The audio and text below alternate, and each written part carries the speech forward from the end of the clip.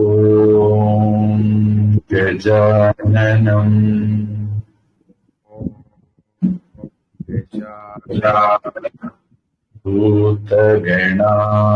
பூதகணாதிசேவிதம்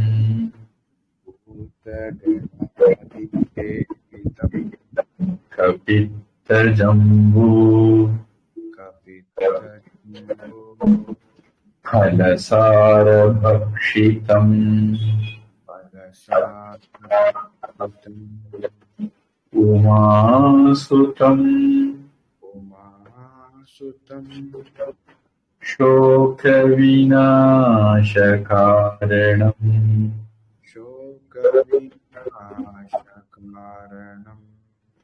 நமாமி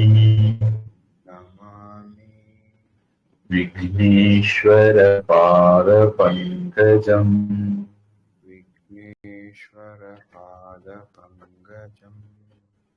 சரஸ்வதி நமஸ்துभ्यं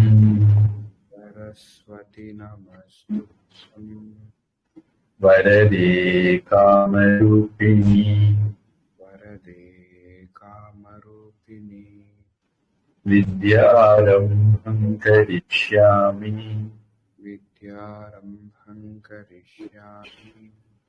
சித்திர்பவது மே சதா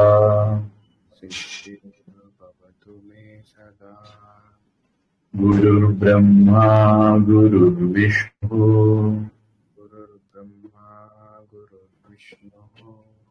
குருர் தேவோ மகேஸ்வரः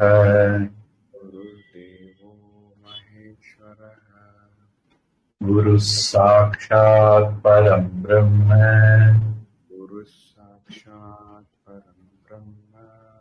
தஸ்மை ஸ்ரீ குரவே நமः.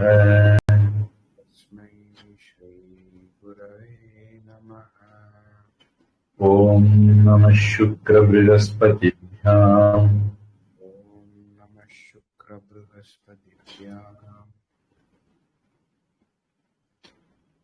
ஹரி ஓம்.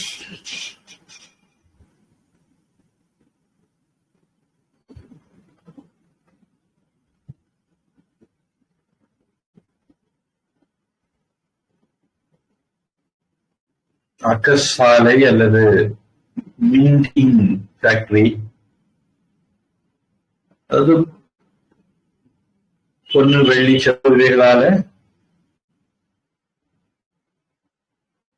பொருட்கள், ஆபரணங்கள், பொருட்கள் செய்யக்கூடிய இடத்தை பத்தி பார்த்துட்டு இருக்கிறோம். அதுல இதை தப்பு தண்டா பண்ணா அவங்களுக்கு என்னென்ன தண்டனை கொடுக்கணும் அப்படிங்கிறது பார்த்துட்டு இருந்தோம் 173வது வகுப்புல. அதனுடைய தொடர்ச்சி 174.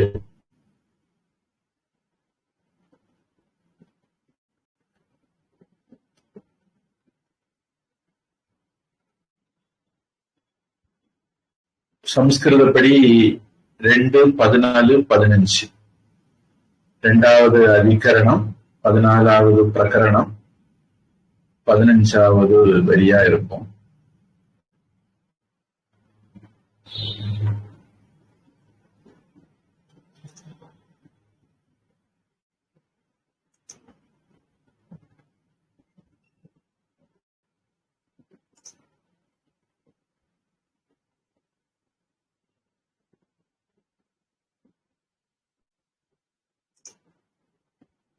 நிறுத்தல் அளவைக்குரிய கருவிகளை அளவு கருவி தலைவன் இடத்தினின்றும் விலை கொடுத்து பெற்று வழங்கல் வேண்டும்.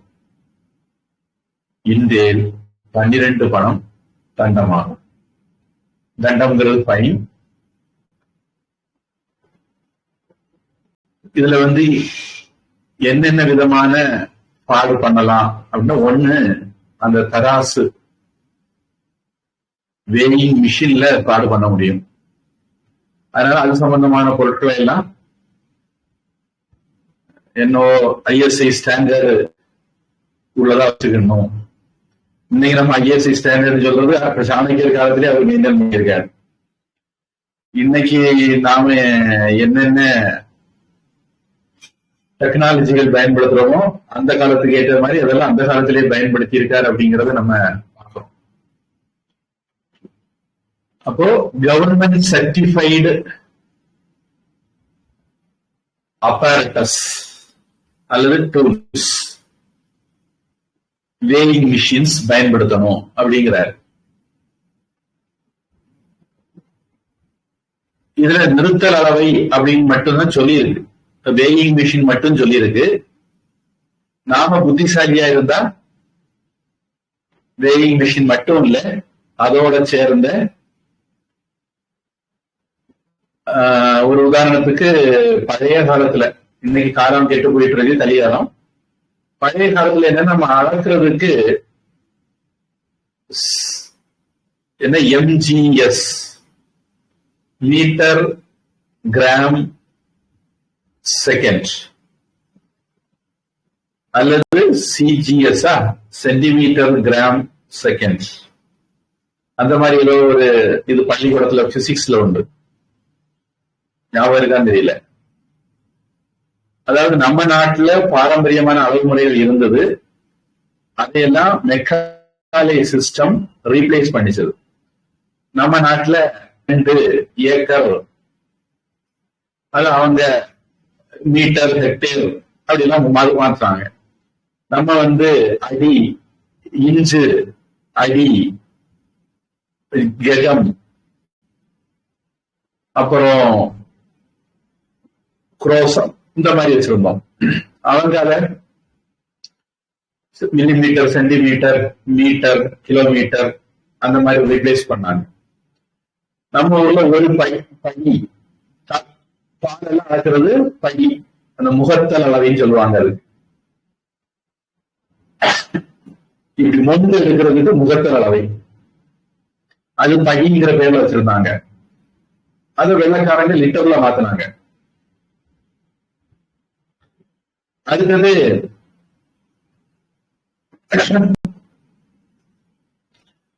நாம எடை பார்க்கறது தோலா,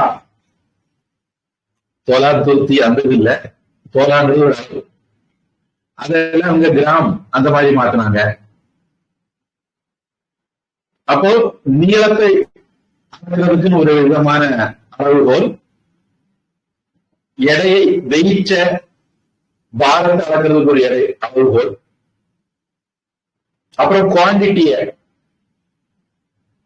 அது சொல்யூஷனா இருந்ததுன்னா, வாட்டரியா இருந்தது, லிக்விடா இருந்ததுன்னா அதை அளக்கிறதுக்கு ஒரு அளவுகோல்.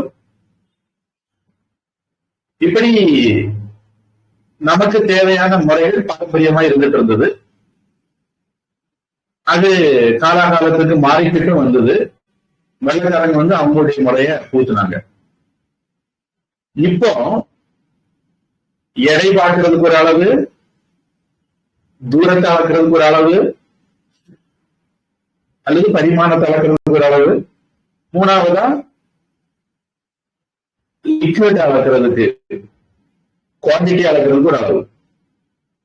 இப்ப என்ன ஆகி போச்சு அப்படின்னா, சிம் கம்பெனிக்காரெல்லாம் ஒரு மாசத்துக்கு 28 நாள் ஆக்கிட்டான். அவங்களுக்கு ஜனவரி பிப்ரவரி எல்லாம் கிடையாது, எல்லாம் 28 தான்.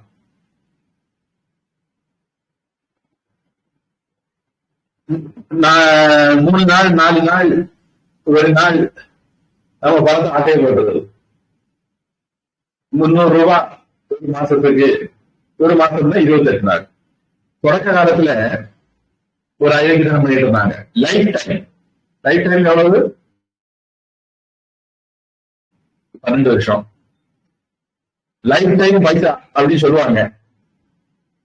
ஆனா 10 வருஷம் 12 வருஷத்துக்கு தான் செல்லுபடி ஆகும். ஏதோ குற்றவாளிக்கு தண்டனை, ஆயுள் தண்டனை கொடுக்கிற மாதிரி நமக்கு அவங்க கொடுத்த ஆயுள் தண்டனை அது. இந்த மாதிரி இப்ப என்னாச்சுது அப்படின்னா, எண்ணெய் எல்லாம் கிலோ, எண்ணெய், நெய் இதெல்லாம் இப்ப கிலோல அளக்க ஆரம்பிச்சிட்டாங்க. லிக்விட கிலோல விற்க ஆரம்பிச்சிட்டாங்க. இது புதிய ஒரு கோமாளித்தனம் கிளம்பி இருக்கு. அதனால நிறுத்தளவை வெயிட் பாக்குறத பத்தி சாணக்கியர் சொல்லியிருக்காரு.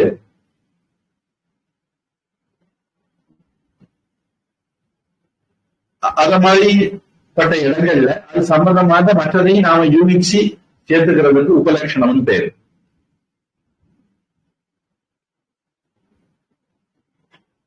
சில பேரு பகவத்கீதையில இந்த ஸ்லோகத்துக்கு இப்படி அர்த்தம் சொல்லுவாங்க. ஜென்ம கர்மச்சமே திவ்யம் இல்ல, சாத்துர்வர்ணியம் மயா சிருஷ்டம் குணக கர்ம விபாகஷக தஸ்ய கர்த்தாரம் அபிமாம் வித்தி அகர்த்தாரம் அவ்யயம்.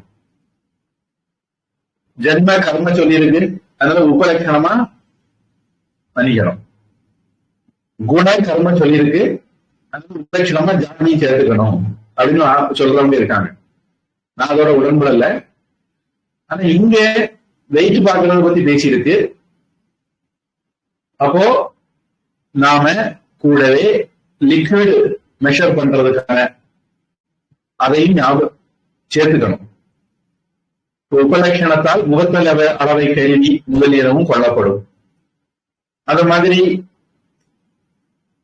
நீளம் அகலம் பரிமாணத்தை அளக்கிறது அதுவும் எடுத்துக்கணும். கால அளவு நாழி வினாழி அந்த மாதிரி.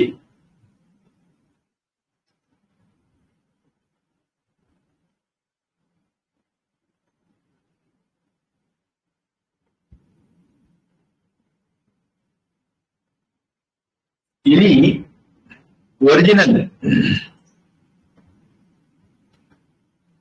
இப்படி இருக்குன்னு சொல்றாங்க. அப்படி இருக்காரு முதல்ல பாத்துறேன்.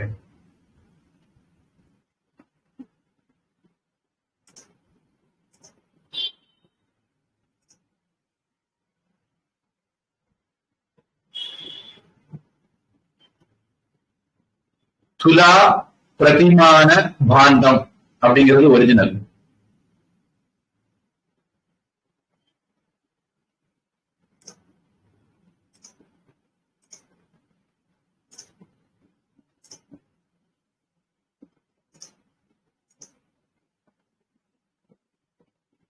இதுல பாத்தீங்க அப்படின்னா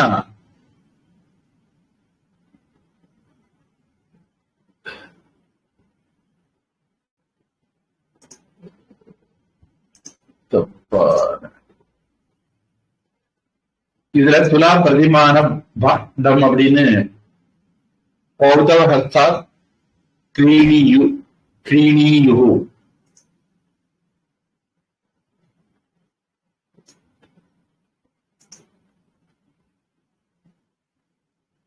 இதுல பிரதிமான வந்ததுனால துலா தராசு, பிரதிமானன் வந்ததுனால மற்ற மெஷர்மெண்ட்ஸும்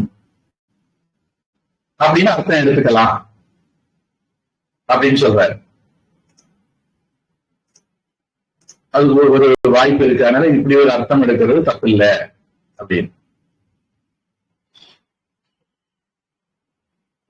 அப்படி எடுக்கிறதா இருந்தா நாம தலையை சுற்றி முழுக்க தொட வேண்டாம், திராவிட பிராணாயாமம் பண்ண வேண்டாம், உபலட்சணம் எல்லாம் கொண்டு வர வேண்டாம், அங்கேயே நேரடியா அர்த்தம் இருக்குன்னு எடுத்துக்கலாம் அப்படின்னு சொல்றாங்க.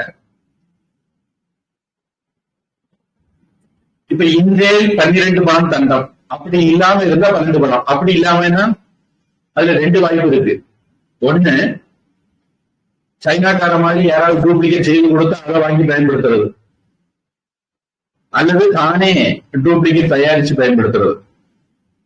இப்ப 2 விதத்துல இல்ல. இந்த மாதிரி வேற எந்த விதம் இருக்காலும் சரி, நம்ம சிதம்பரத்துல எல்லாம் கேட்டா புது புது டெக்னிக்கெல்லாம் சொல்லி தருவாரு.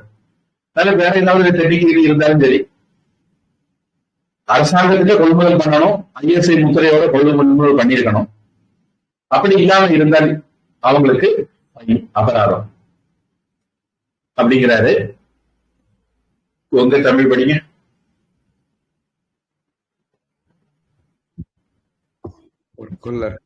தராசு எடை கழித்து எடை பார்க்கும் அதிகாரியிடம் இருந்தே வாங்க வேண்டும்.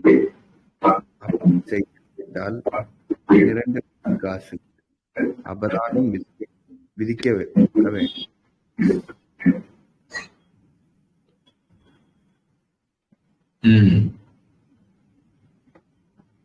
எனக்கு பொதுவாகவே கொஞ்சம் ஆடியோ பிரச்சனையா தான் இருக்கு.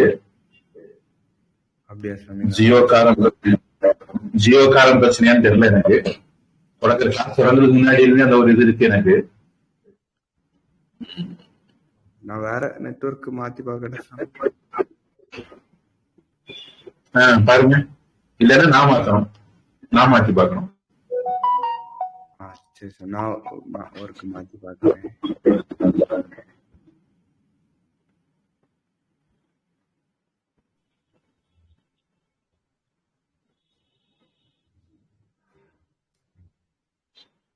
ஹரி ஓம் சாமி.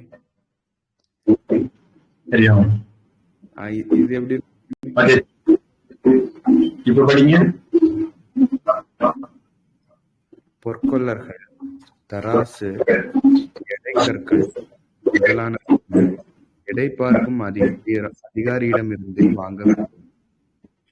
அப்படி செய்யாவிட்டால் 12 வெள்ளிக்காசுகள் அபராதம் விதிக்கப்பட வேண்டும்.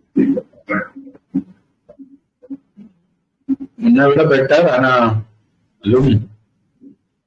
நான் எனக்குள்ளதே மாத்தி பாக்குறேன்.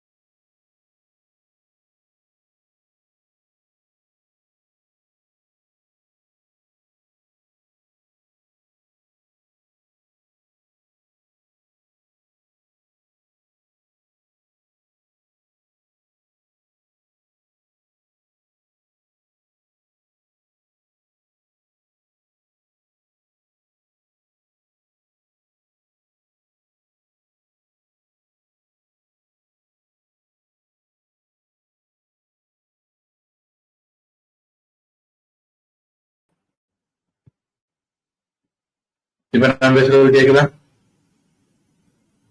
ஆமா சார், கொஞ்சம் கிளியரா இருக்கு. வீடியோ கொஞ்சம் கூட கிளியரா இருக்கு இதுக்கு முன்னாடி.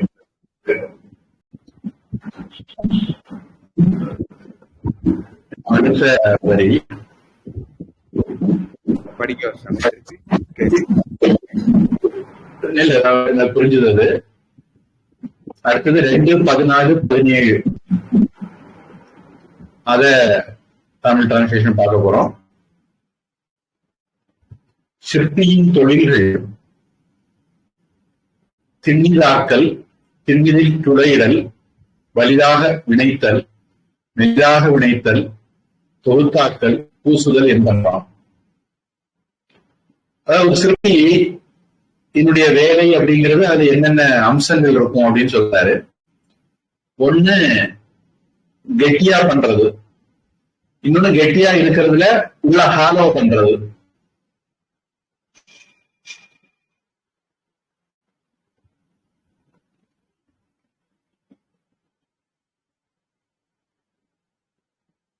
அடுத்தது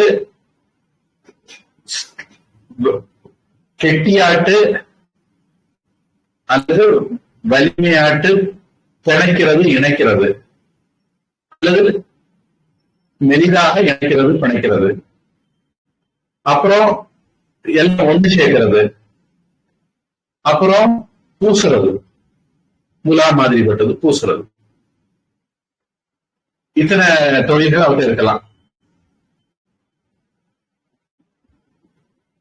கடினமான கட்டியான பொருட்களை பண்றது, ஹாலோவான உள்ளீடா உள்ள பொருட்களை பண்றது.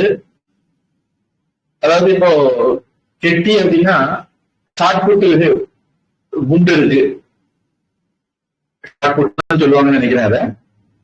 அது கெட்டியானது. இப்போ வாலிபால், ஃபுட்பால் உள்ளாது ஒண்ணு இருக்காது, அது ஹேலோவா இருக்கிறது. அப்புறம் ஜாயின் பண்ணும்போது நல்ல வெல்டிங் போல ஜாயின் பண்ணா அது வலிதாக இணைத்தல். அப்புறம் என்ன சொல்லுவாங்க, எலக்ட்ரிக் சாதனங்கள் ஒன்று பண்ணுவாங்களே,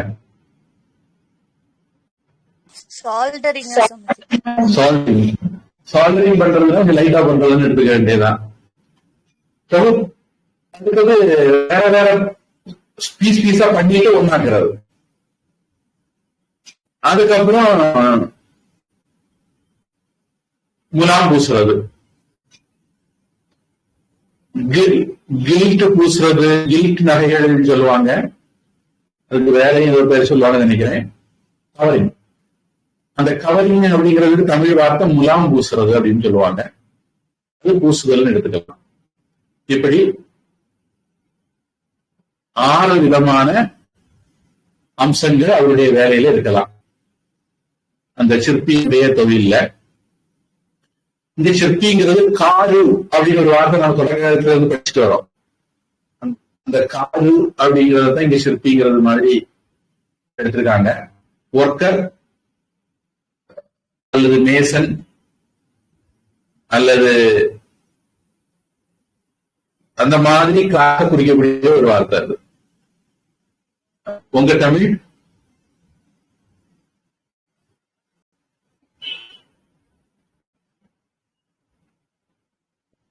மியூட்ல இருக்கு.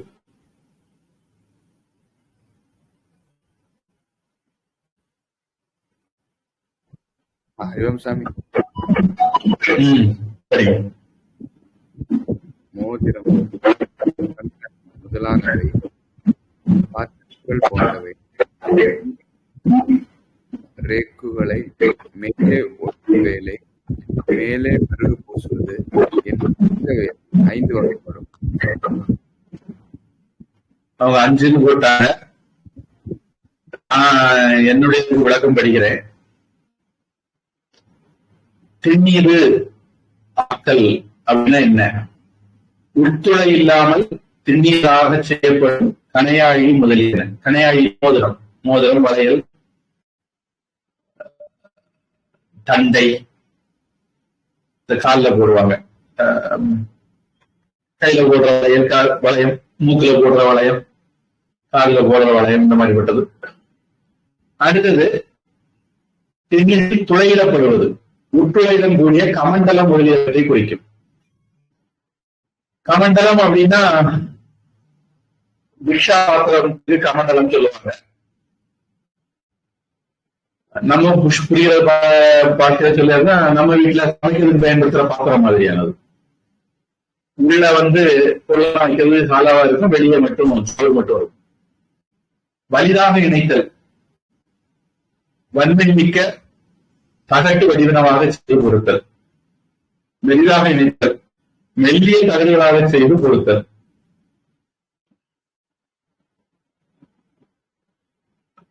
தொகுத்தாக்கல், சிறிய இதழ்களாக செய்து அவற்றையெல்லாம் ஒன்றாக வியைத்து மலர் முதலிய வடிவில் அமைத்தல். பீஸ் பீஸா செய்து நம்ம கன்னியாகுமரி திருவள்ளுவர் மாதிரி துண்டு துண்டா செய்து ஒட்டியது. சிறிய கம்பிகளை செய்து ஒருங்கி சேர்த்து ஞானாக்கலுமாம். அதாவது பஞ்சு, காட்டன், அதுல ஃபைபரை இணைச்சு நூலாக்குவாங்க, அந்த நூல்களை இணைச்சு கயராக்குவாங்க, கயரை இணைச்சு வடம் ஆக்குவாங்க. அந்த மாதிரி அதெல்லாம் தொகுப்பார்கள். பூசுதல், ரசம் முதலியவற்றால் முலாம் பூசுதல். இந்த முலாம் பூசுதல பாதரசத்துக்கு முக்கியமான இடம் இருக்குன்னு நினைக்கிறேன். அது அந்த காலத்து டெக்னாலஜி. இன்னைக்கு அந்த டெக்னாலஜி பயன்படுத்துறாங்களான்னு தெரியல. முலாம் பூசுறதுக்கு பள்ளிக்கூட படம் பார்த்து சில்வர் நைட்ரேட் அந்த மாதிரி பயன்படுத்துவாங்கன்னு நினைக்கிறேன்.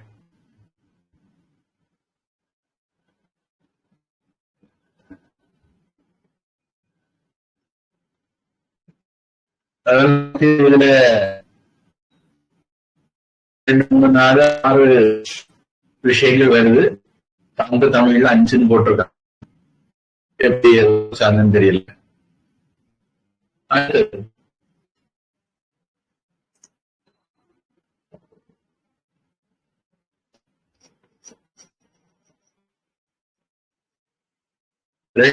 14, 18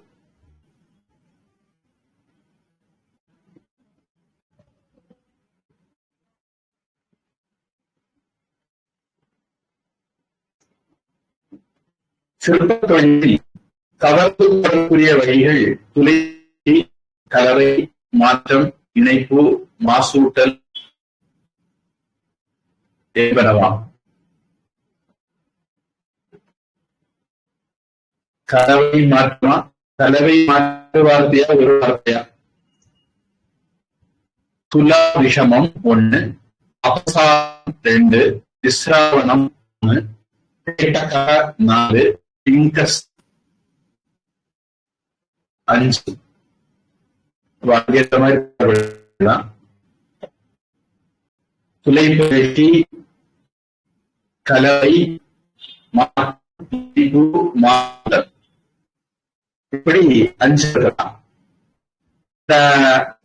5 பேர் மட்டும் சொல்ல போறாரு. நாம அப்ப விளக்கிட்டோம். தமிழ்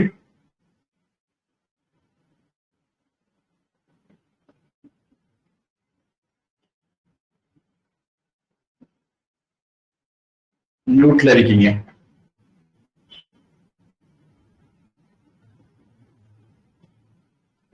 ஆரியம் சாமி பொதுவான உள்பக்கம் பள்ளங்கள் இருப்பது. மிருதுவான உலோகத்தால் தயாரானது. பள்ளங்கள் பாதரசத்தாலோ இருப்பது. மேற்புறம் துளைகள் இருப்பது. சங்கிலியில் நிறைய முடிச்சு இருப்பது. இருபுறமும் தொக்கும் சங்கிலி சரிவர இல்லாதது. இல்ல, அது அடுத்தது நினைக்கிறேன். அதுக்கு அந்த சிற்பியின் தொழில்கள் 5 சொன்னாங்க. அதுக்கு அடுத்த வரி மட்டும் படிங்க. மிருதுவான உலோகத்தால் சரி, உங்க இதுல அது விட்டு போச்சுன்னு நினைக்கிறேன். அது அடுத்தது, இப்ப படிக்கிறது அடுத்தது நம்ம இன்னும் இனிமேதான் படிக்கணும். சரி, நம்ம அடுத்தது போயிடுவோம். வளைத்தற்கு ஏற்றது, துளைக்கப்பட்டது, தலை பிளந்தது, கழுத்து நெருங்கியது, இழிந்த கட்டுடையது, பக்கம் கோடியது, அசை உடையது, காந்தத்தால் ஆயது என்னும் இவைகள் பிறந்த துளைகளாம். அதாவது ஃப்ராடு பண்றவன் இதெல்லாம் பண்ணுவான் அப்படிங்கிறதான் டாபிக். அதுல தராசுல ஃப்ராடு பண்ணலான்னு ஏற்கனவே பார்த்தோம். அந்த தராசுல எந்த விதமான ஃப்ராடு பண்ணலான்னு பட்டியல் போடுறாரு. களவும் கற்றுமான்னு சொன்னாங்க. நமக்கும் எல்லாம் தெரிஞ்சிருந்தாதான் நாம தப்பிக்க முடியும். இதுல வளைத்தற்கு ஏற்றது, இது முதல் பாடு.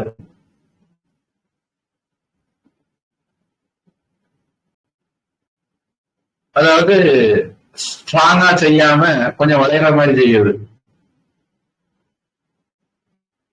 நியாயமா அந்த தராசுல மேல உள்ள அந்த பால் அதான் ஸ்ட்ராங்கா இருக்கும். அது வளைஞ்சதுன்னா பிறகு அளவு எப்படி கரெக்டா காட்டும்? துளைக்கப்பட்டது. இது என்ன அப்படின்னா,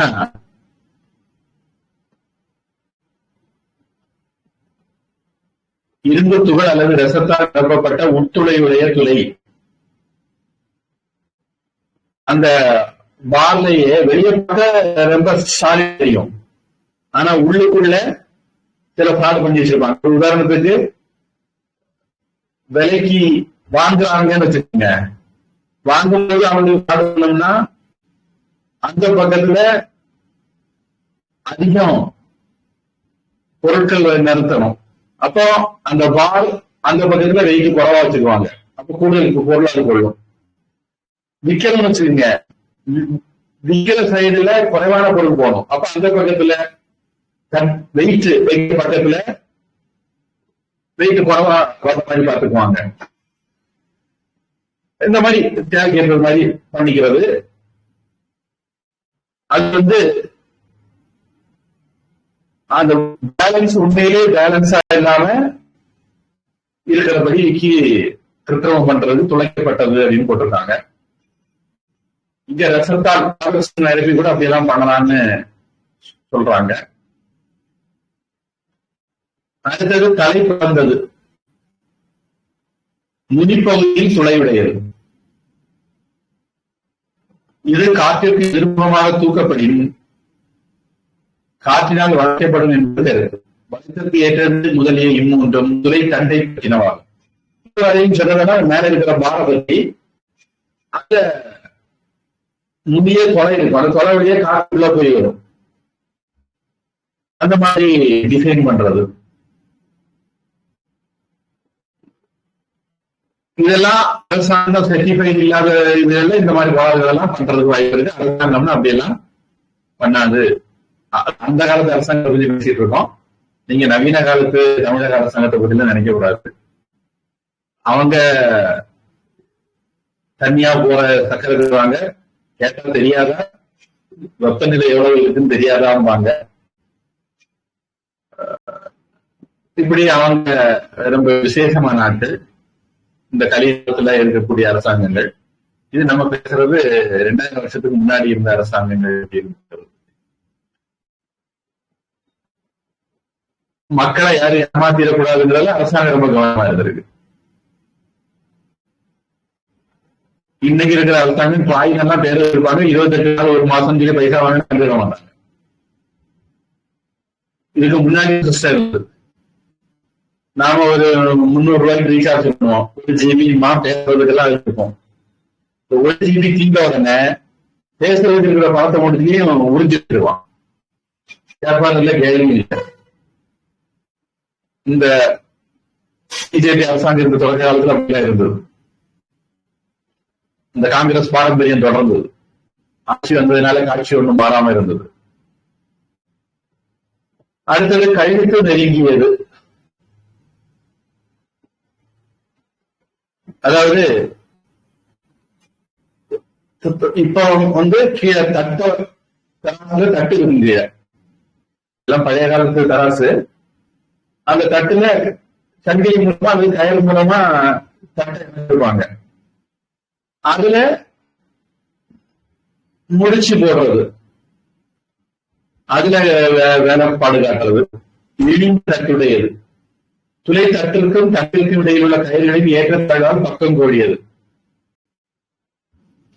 தட்டிலேயே இயல்பாக ஏற்றத்தாழ்வு இருக்கிறது, பக்கம் கோடியது.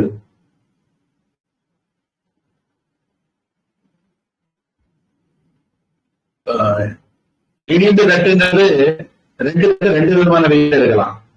பக்கம் கோடியது அப்படிங்கிறது அந்த கயிறுகள் ரெண்டும் சமமான நீளத்துக்கு பண்ணணும், அப்ப தட்டு ரெண்டும் சமமா இருக்கும். மேல முள்ளு பார்க்காத தட்டு சமமா இருந்தா கூட கண்டுபிடிச்சிடலாம். இது அப்படி இல்லை, ஒரு கயிறு நீளமா இருக்கும், ஒரு கயிறு நீளம் குறைவா இருக்கும். ஒரு பக்கம் சங்கிலி நீளம் கூடுதலா இருக்கும், ஒரு பக்கம் சங்கிலி நீளம் குறைவா இருக்கும். அடுத்தது அசைவுடையது. முள்ளு கரெக்டா நிக்காது, அது அறிவே தான் இல்லை. அடுத்தது காந்தத்தால் ஆயது. காந்தத்துல செய்ய வைக்கிறது. அது வேற இரும்பெல்லாம் இருந்தா அடியில பையெல்லாம் இரும்பா இருக்கும், அடியில ஒரு 50 கிராம ஒட்டி வைக்க தெரியாது, ஒட்டி நின்று இருக்கும். இல்லது பையே காந்தத்துல செய்ய ஒட்டி வைக்க வேண்டியதுதான். இப்படி கேள்விப்பட்டிருக்கேன். நாகர்கோவில்ல நடந்தது சொல்லுவாங்க, எங்கெல்லாம் நடக்கலாம். நம்ம முன்னாடி இருப்பாங்க 50 கிராம் 5 ஆரஞ்சு பழம் அப்படின்னு வச்சுக்கோங்க, 1/2 கிலோ 5 ஆரஞ்சு பழம்னு வச்சுக்கோங்க. கவர்ல கொட்டுவோம், எடுத்து அப்படி கொட்டும் போது ஒரு பழத்தை எடுத்து கீழே வச்சிருவான். 4 பழத்துக்கு 4 பழத்தை கொட்டி கவரை முடிச்சு வந்துடுவோம். இப்படி எல்லாம் விதவிதமா மனுஷங்க பாடு பண்ணுவாங்க.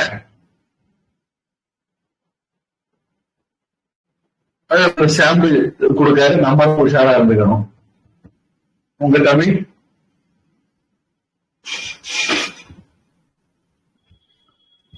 மிருதுவான உள்பக்கம் பள்ளங்கள் இருந்தது. அம்பு துகளாலோ பாதரசத்தாலோ மேற்புறம் துளைகளில்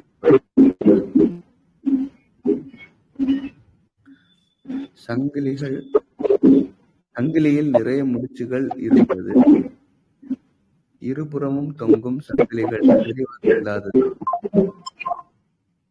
சரியாக எடை காட்டாத முள் இப்படியும் அப்படியும் ஆடிக்கொண்டே இருந்தது.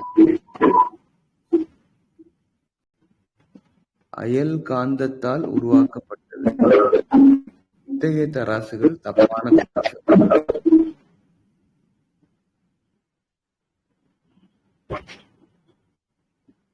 சில பேர் இது கூட பண்ணுவாங்க. நீங்க நல்லா ஆரஞ்சு பழம், நல்ல ஆப்பிள் பார்த்து எடுத்து வைப்பீங்க. அவன் அதை நறுப்பான். அப்புறம் பைக்குள்ள கவர்ல பார்க்கும் போது அவன் அங்க கெட்டு போனதை எடுத்துருப்பான். அந்த ரெண்டை எடுத்து ரெண்டை கழிச்சுட்டு அந்த ரெண்டை போட்டுருவான். நம்ம கரெக்டா இருக்கும், ஆனா மோசமான குவாலிட்டியா மாத்தி விட்டுருவாங்க. இன்னைக்குள்ள உலகத்துல என்னென்னமோ இயற்கைத்தனம் இருக்கு. குடிக்கிற பால்ல தொடங்கி நெய்யில தொடங்கி கேடுகட்ட அரசாங்கங்கள் இருக்கிறதுனால மனிதர்களுக்கு நியாயம் கிடைக்கிறது இல்லை. திருப்பதி பாலாஜி நாட்டிலேயே முஸ்லிம்கள் மிருக கொழுப்பா கலக்க முடியும். அதுதான் பாஜக அரசாங்கத்தினுடைய சாதனை. ராம ஆண்டா என்ன, ராவண ஆண்டா என்னங்கிற போக்குலதான் நாடு போயிட்டு இருக்கு.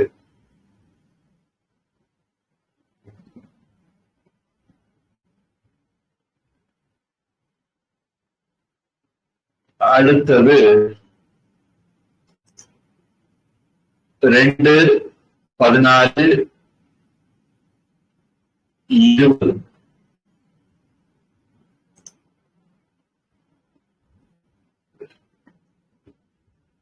2 கூறு வெள்ளியில் 1 கூறு செம்பும் கலந்தது திரிப்புடகம் எனப்படும். 2:1 வெள்ளியும் செம்பும், அதுக்கு திரிப்புடகம் பேரு. ஆக்கரத்திலிருந்து எடுக்கப்படும் பொருள் இது கலக்கப்படி அது திரிபுட கலவை எனப்படும். சுரங்கத்திலிருந்து எடுத்த பொண்ணோட இதை கலந்தா அதுக்கு திரிபுட கலவையின் பேர். செம்பு கலக்கப்படி செம்பு கலவை எனப்படும். செம்பு மட்டும் கலந்தா அதுக்கு செம்பு கலவையின் பேர். வேலகம் கலக்கப்படி வேலக கலவை எனப்படும். வேலகம் அப்படிங்கிறது இரும்பும் வெள்ளியும் சம இடையில கலந்தா 2:1 இல்லாம 1:1 அப்படின்னு அதுக்கு வேலகம்னு பேரு. நம்ம ஏற்கனவே தராசுல பாடு பண்ணலான்னு பார்த்தோம். அடுத்தது கலவையில பாடு பண்ணலான்னு பார்த்தோம். அந்த கலவை ப்ராஜெக்ட் எல்லாம் பண்ணுவாங்கிற 2வது டாபிக் இப்ப எடுத்து பேசுறாரு.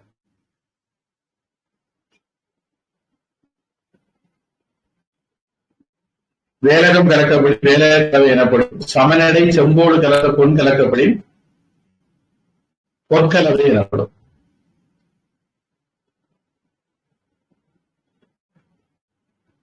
அதாவது இங்கே கூறிய 4 வகை பொருட்களையும் கலப்பது அவ்வகை தூய பொண்ணை கவர்ந்து கொள்ளுதல் பொருட்டு என்பது வேறு. அதாவது தூய்மையான பொண்ணு 10 கிராம் இருக்கு. அதுல ஒரு 3 கிராம் திரிபுடத்தை சேர்க்கிறது. அப்ப 3 கிராம் ஒரிஜினல் தங்கத்தை அச்சு மாத்திடுறது. இல்ல செவ கலக்கிறது, அதுக்கு சமமான அளவுல தங்கத்தை அடிச்சு மாத்திடுறது. இல்ல செம்பு வெள்ளி கலந்த கலவை, அதுக்கு சமமான தங்கத்தை அடிச்சு மாத்திடுறது. இல்ல கேரட் குறைஞ்ச தங்கத்தை சேர்க்கிறது, அதுக்கு சமமான நல்ல தங்கத்தை அடிச்சு மாத்திடுறது. இந்த மாதிரி திரிபுடக்கம் கலவை, செம்பு கலவை, வேலக கலவை, பொற்கலவை, இப்படி கலவையில 4 பாடு பண்ணலாம் அப்படிங்கிறாரு உங்க தமிழ்.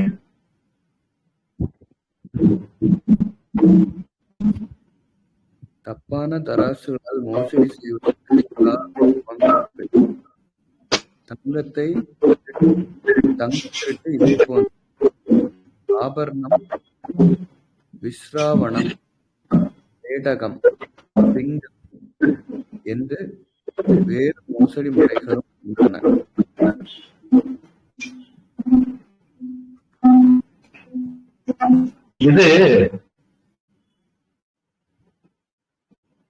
இதுதான் முன்னாடி வர வேண்டிய வழி.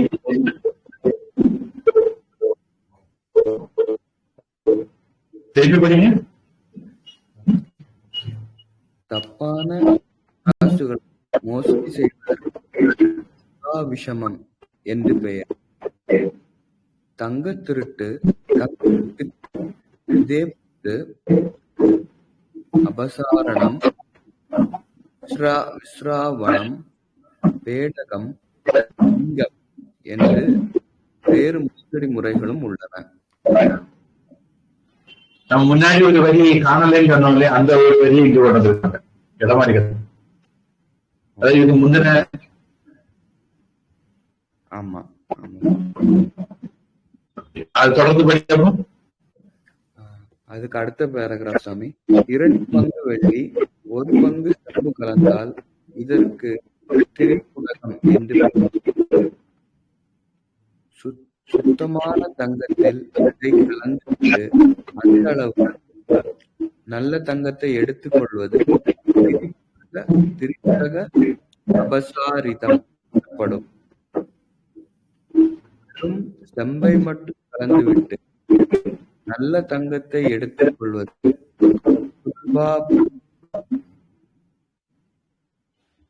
சுல்பா பசாரிதம் எனப்படும். வெள்ளியையும் இரும்பையும்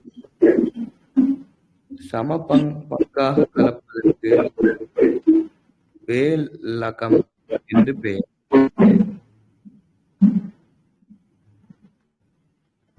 நான் வேலகம் என்ன சொன்னேன்னு தெரியல. இரும்பும் வெள்ளியும் கலந்த வேலகம். நான் இரும்பும் செம்புன்னு சொன்ன நானு கவனிக்கணும். வெள்ளியும் செம்புன்னு சொல்லியிருந்தா அதை திருத்தம். இரும்பும் செம்பும் சேர்த்தா வேலகம். அடுத்தது, இதை கலந்துவிட்டு நல்ல தங்கத்தை எடுத்துக் கொள்வதற்கு வேலகா சாரிதம் என்று பெயர். தங்கத்தையும் செம்பையும் சம அளவு கலந்து அதை வைத்துவிட்டு நல்ல தங்கத்தை எடுத்துக் கொள்வதற்கு ஹேமாசாரம் என்று பெயர். இவைகளில் கெட்ட தங்கத்தை வைத்துவிட்டு நல்ல தங்கத்தை எடுத்துக் கொள்ளும் மோசடிக்கு பொதுவாக அபசாரம் என்று பெயர்.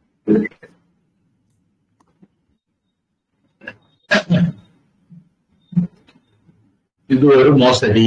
அடுத்தது,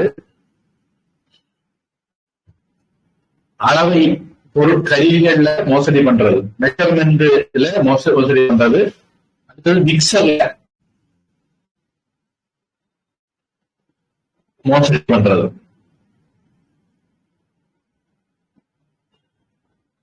அடுத்தது, மூங்கை குகை கிட்டம் உலை குரடு உலையூதும் குழல் இடுக்கி உலையாணி வெங்காரம் உப்பு இவை தூய பொன் என கூறி கலப்பதற்குரிய கருவிகளாம். அல்லது முன்னரே வைக்கப்பட்டு புகை ஒழிந்ததனால் உலையிலிருந்து எடுக்கப்படும் மண்ணுண்டைகளும் கருவிகளாம். இப்ப அடுத்த வேற நிறைய டூல்ஸ் இருக்கும். தங்கத்தை டிசைன் பண்றதுக்கு, ஹேண்டில் பண்றது, அந்த டூல்ஸை பயன்படுத்தி தான் அவன் மோசடி பண்ணுவான். அப்படி பண்ணக்கூடிய டூல்ஸ் என்னெல்லாம் ஒரு பட்டியல் கொடுத்திருக்காரு. மூங்கை குகைனா இருகூறாக செய்து வாய் இல்லாமல் புணர்க்கப்படும் குகை. அதாவது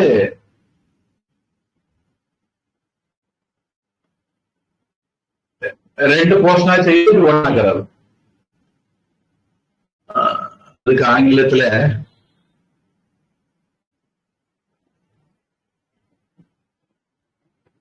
சாயந்தரம் ஞாபகம் இருந்தது, இப்ப ஞாபகம் இல்ல.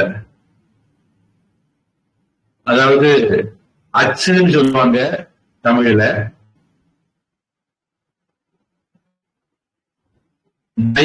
மெஷின் அப்படி ஒரு வார்த்தை இருக்கு. இப்ப சேர் எல்லாம் செய்யறாங்கன்னா அல்லது கிரைஸ் எல்லாம் செய்யறாங்கன்னா ரெண்டு பார்ட் இருக்கும். பொன்னாகும். அதுக்கு ஒரு துவார வழியா ஃபில் ஆகும். அப்புறம் இந்த ரெண்டும் பிரிஞ்சிடும். பிரிஞ்சோட சேரும். அதுக்கு ஒரு பேரு சொல்லுவாங்க. நம் பிளாஸ்டிக் பொருட்கள் தயாரிக்கிற கம்பெனியில செக்யூரிட்டியா வேலை பார்க்கும் போது பயங்கர வார்த்தையும் சொல்லுவாங்க.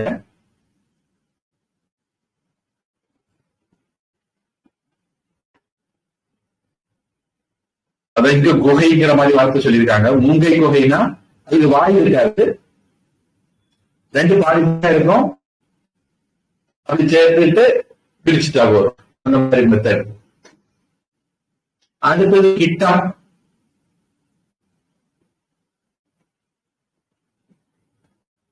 அடுத்தது உலை குரடு, ஸ்பின்சர், உலையூதும் குழல். ஊதுவதை வச்சிருப்பாங்க. இடுக்கி, உலை ஆணி, வெண்காரம், உப்பு. இது எல்லாமே அவங்களுக்கு தொழில படுத்தக்கூடிய பொருட்கள். இதே பொருட்களை பயன்படுத்தி தான் திருடுவாங்க அப்படிங்கிறாரு. இவை தூய பொன் என கூறி கலப்பதற்குரிய கருவிகளாம்.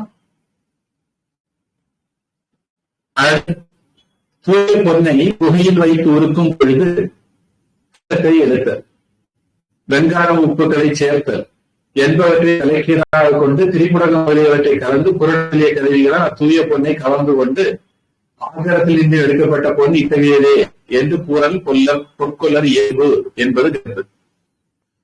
சிலப்பதிகாரம் காலத்திலே மட்டுமல்ல, காலா காலத்திலேயும் பொற்கொள்ளர்கள்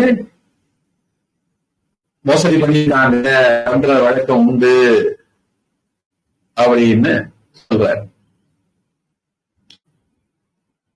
அடுத்தது, முன்னரே உலைத்தீயில் வைக்கப்பட்ட பொன்னிறமான மண்ணுண்டைகளின் அளவு தூய பொன்னை கலந்து கொண்டு, மண்ணுண்டைகளின் அளவு தூய பொன்னை கலந்து பின்னர் புகை உடைந்த காரணத்தை முன்னிட்டு மண்ணுண்டைகளை பொன்னுண்டைகளாக உரியவன் முன்னிலையில் காட்டி தீ நின்று எடுத்து கலப்பது என்பது கருத்து.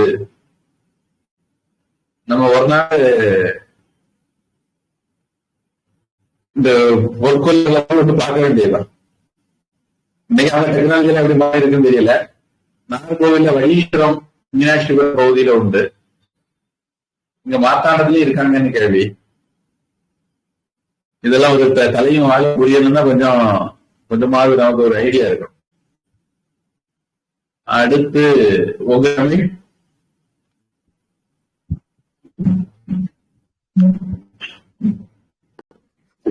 ஆத்திரம் முதலானவற்றை தயாரித்த பிறகு ரேக்குகளை அமைக்கும் போது அல்லது அமைக்கப்பட்டிருக்கும் ரேக்குகளை போது அந்த ரேக்குகளுக்கு வெள்ளி ரேக்குகளை பயன்படுத்தும் மோசடிக்கு விஸ்ராவணம் என்று பெயர். அல்லது தங்கம் இருக்கும் உருண்டைகளுக்கு பதிலாக மணல் உருண்டைகளை உபயோகிப்பதும் கூட விஸ்ராவணம் என்ற மோசடியே.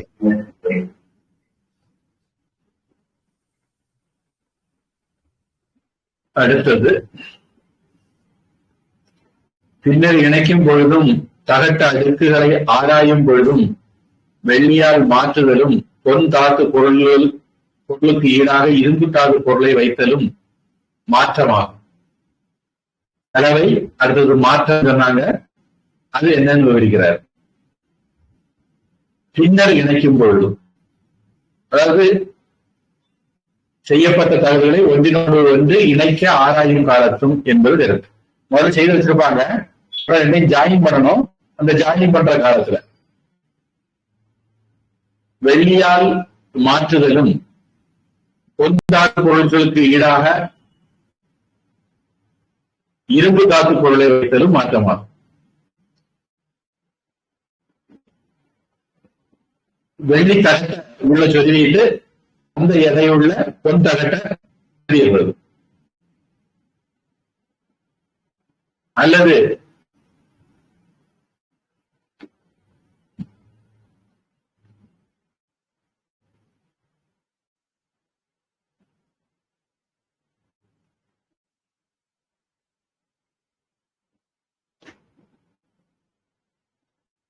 அதாவது லேயர் லேயரா வேலை நடக்குன்னு வச்சுங்களேன். மேல் லேயர், உள் லேயர், வெளி லேயர் ரெண்டும் இன்டாக்டா இருக்கும். நடு லேயர் ஆட வேண்டியது. அப்படி மாற்றி வச்சிருக்கிறதுக்கு மாற்றம்னு பேரு அப்படின்னு சொல்றாரு. விதவிதமான மோசடிக்கு நம்ம விதவிதமா பேர் யோசிச்சு கொடுக்க வேண்டியிருக்கு. இந்த புயல் வரும்போது, எரிமலை வரும்போது பேர் கொடுக்கணும், பெரிய பிரச்சனை. அது மாதிரி இவங்க பண்ற மோசடிக்குன்னு ஒரு பேர் கண்டுபிடிச்சு சொல்ல வேண்டியிருக்கு. ஓகே தமிழ். மேலே ரேக்குகளை ஒன்றோடு ஒன்று பிணைப்பது, இறக்குவது முதலானவைகளில் ஓட்டுவது. மேலே ரேக்குகளை ஓட்டுவது, ஒன்றோடொன்று பிணைப்பது முதலானவைகளில் இடமாகவும் பறிப்பதற்கு சுலபமானதாகவும் இருக்கும். ஈய ரேக்கின் மீது தங்க ரேக்கை போட்டு தங்க பொருட்களை கொண்டு நன்கு இறுக்கிவிட்டால் வெளியே தெரியாது.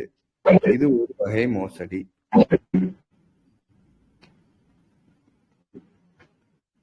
அடுத்தது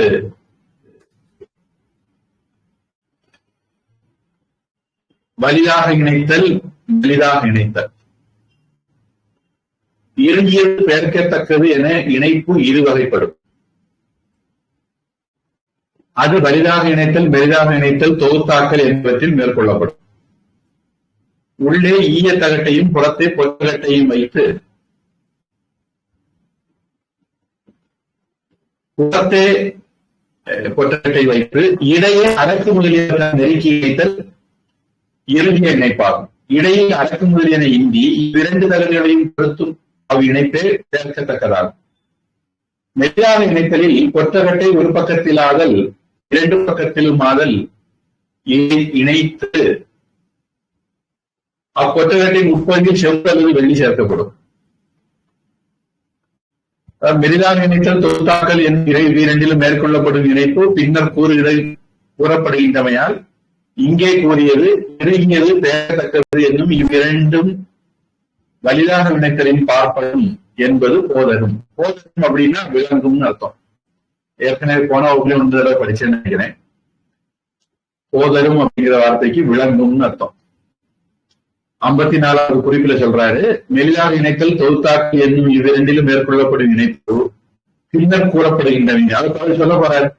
அதனால இங்கே கூறிய இறுகியது சேர்க்கத்தக்கது என்னும் இரண்டும் வலிதாக இணைத்தலின் பார்ப்படும். இறுகியது பேசுறதுல 2 சொன்னாரு, ரெண்டுமே வலிதாக இணைத்தல் லிஸ்ட் தான் சேர்த்துக்கணும் அப்படிங்கிறது அண்டர்ஸ்டுட். போதல் அண்டர்ஸ்டுட். தமிழ்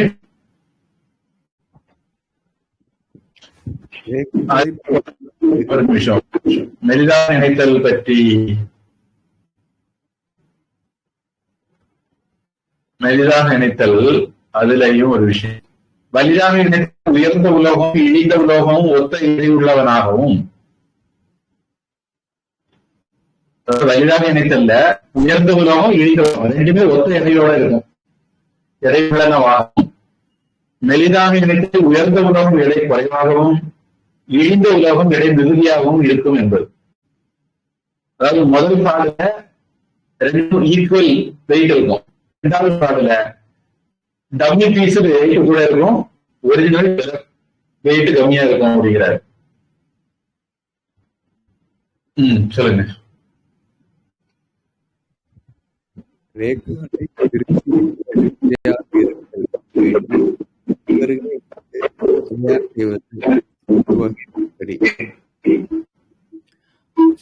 செம்பு ரேக்கு ஏற்றமும் தங்க ரேக்கு ஓட்டுவதை ஏற்கனவே பார்ப்போம்.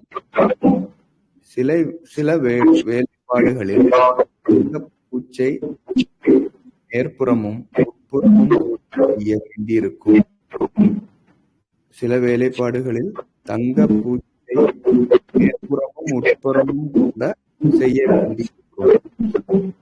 அத்தகையவற்றில் செம்பு இருபுறத்திலும் தங்க ரேகைகளை வைத்து ஓட்டுவது ஒரு வகை மோசடி. சிலவற்றில் உள்ளே இரும்பை வைத்துவிட்டு மேலே வெள்ளி, செம்பு போன்றவற்றை ஊற்றி தங்க முலாம் பூசப்படுவது இதுவும் ஒரு வகை மோசடி.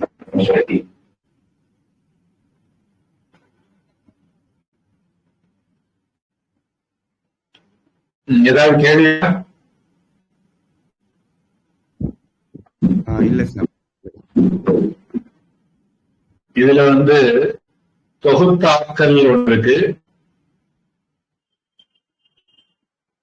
நம்ம இதை படிச்சு அந்த டாபிக்கை கம்ப்ளீட் பண்ணி முடிக்கலாம்னு நினைக்கிறேன். தொகுத்தாக்கலில் செம்பினால் ஆகிய உறுப்புகளை ஒருபார் கிளாஸ் ரெஃபரன்ஸ் தொகுத்தாக்கல்னா என்ன அப்படின்னா,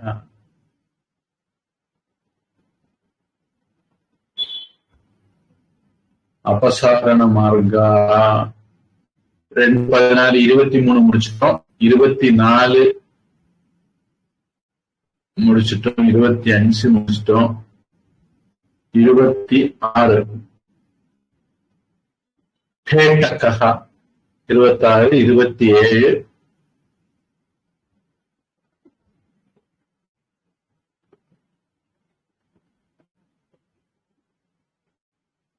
28 29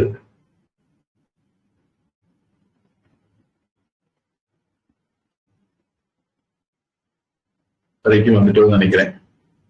தொகுத்தாக்கலில் செம்பினால் ஆகிய உறுப்புகளை ஒருபால் கொற்றகிடுகளால் மறைத்து மெருகிடல் வேண்டும். செம்பு உறுப்புகளையே இருபுறமும் கொற்றகிடுகளால் மறைத்து மெருகிடலும் கூடும். மறைத்தற்குரிய மேட்டர்கள் செம்புகளாலும் அமையலாம். இதுல மறைத்தற்குரிய மேட்டர்கள் செம்பு வழியால் அமையலாம் என்னும் இதனால் மறைக்கப்படும் உறுப்பு அவற்றிலும் இழிந்த இரும்பு முதலியவற்றால் அமைக்கப்படும் என்பது கருத்து. இது செம்பு வழியா வைக்கலாம் சொன்னதுல இருந்து அது உள்ள இரும்பு வச்சிருவானுங்கிறது புரிஞ்சுக்கலாம் அப்படிங்கிறார். உங்க தமிழ் ரொம்ப அலங்காரமாக வைக்கப்பட்டுள்ள வேதங்களை பரீட்சிக்க வேண்டுமானால் உரைக்கல்லில் உரைத்தோ ஓசையை கேட்டோ அதன் மீது தேய்த்தோ பார்க்க வேண்டும். நீங்க படிச்சது இனிதான் வருதுன்னு நினைக்கிறேன். முன்னாடி அதெல்லாம் படிச்சு முடிச்சிட்டீங்கன்னு நினைக்கிறேன். அவ்விரண்டனையும் உருக்குதல், உரைத்தல், ஒலி உண்டாக்கல், வெட்டுதல், கீறுதல் என்னும் இச்செயல்களால் ஆராய்ந்து செய்யலாம். சேர்க்கத்தக்க இணைப்புடையதை இலந்தை பழச்சாற்றிலாவது உப்பு நீரிலாவது இட்டு ஆராய்தல் வேண்டும். இத்துணையும் இணைப்பை பற்றியனவாகும். அதாவது இந்த மாதிரி மோசடி பண்றாங்க, எப்படி கண்டுபிடிக்கிறது? இறுகியது பெயர்க்கத்தக்கதாகிய இருவகை இணைப்பினையும் அவ்விரண்டனையும்னா இறுகியது பெயர்க்கத்தக்கதாகிய இரண்டு வகை இணைப்பினையும் உருக்குதல், உரைத்தல், ஒலி உண்டாக்கல், வெட்டுதல், கீறுதல், உருக்குதல், உரைத்தல், ஒலி உண்டாக்கல், வெட்டுதல், கீறுதல், இப்படி 5 விதத்துல என்னும் இச்செயல்களால் ஆராய்ந்து அறியலாம். பெயர்க்கத்தக்க இணைப்புடையதை சாற்றிலாவது உப்பு நீரிலாவது இட்டு ஆராய்தல் வேண்டும். இது இன்னொரு மெத்தட். அப்படி போடும்போது நிற வேறுபாடு வரும், அதை வச்சு நம்ம கண்டுபிடிச்சலாம் அப்படின்னு. இத்தனையும் இணைப்பை பற்றியனவாம். இதெல்லாம் இணைப்பை பற்றி சொன்ன விவரங்கள்.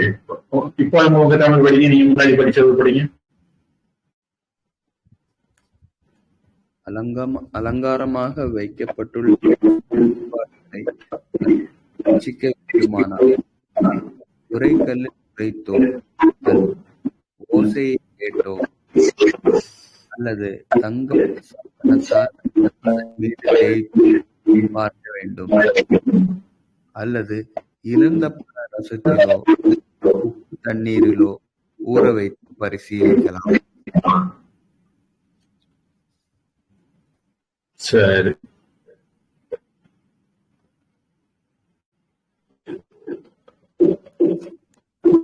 இத்துணையும் இணைப்பை பற்றியதாகும்.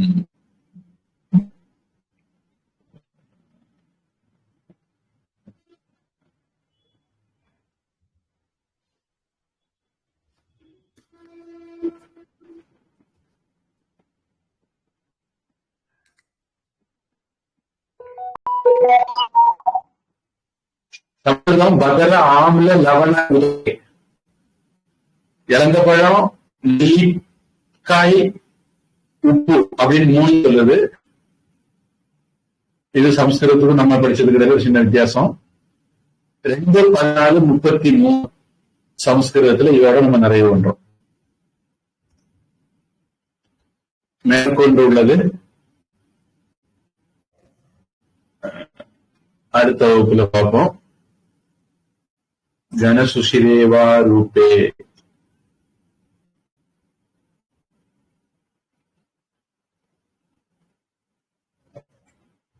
சரி, பிரார்த்தனை.